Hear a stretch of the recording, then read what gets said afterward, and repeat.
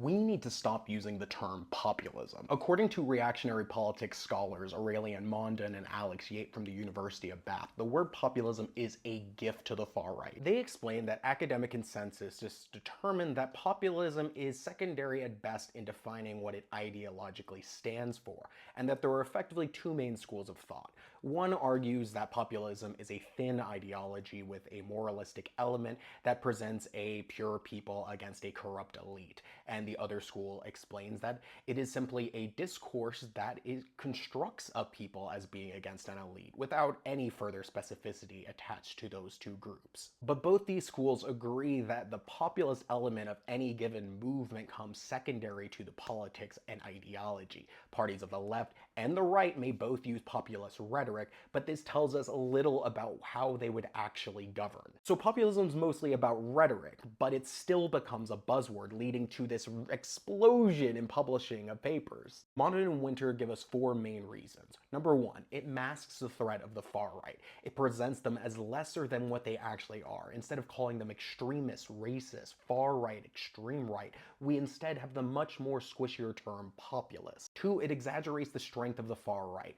By using the term populist, we create a semantic link with the people. And this is what a lot of far right leaders do. They say they speak for the people, that they're channeling their will. It allows characters like Nigel Farage to say they're speaking for a silent majority that just doesn't exist. This is reinforced by the myth that populism is rising due to people at the lower end of the economic spectrum, like saying that the white working class is driving populism, when in fact it is being driven by people at the tippy top of the social economic ladder. For example, Elon Musk is one of the key drivers of reactionary politics, along with other wealthy, affluent people. Three, it legitimizes the far-right politics. By using the term populism and its linkage to the people, we create the idea that they are speaking for an actual will that doesn't actually exist.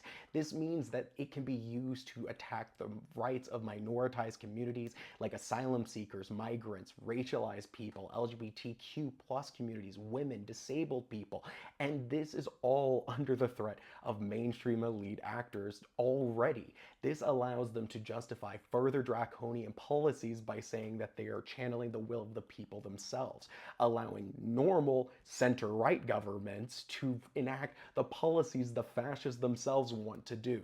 Four, it blocks democratic progress by distracting us. Populist hype is usually accompanied by anti-populist discourse.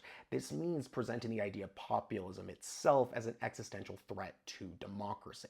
This is a problem because it starts blaming the people for the problems in our democracies, absolving political elites from their own role in creating the situation that resulted in the crisis of the rising far right. What is to be done? They say that reducing the far right to a populist threat allows the mainstream off the hook. And when combating the far right, we must be honest about the decisions that have led us to this reactionary moment.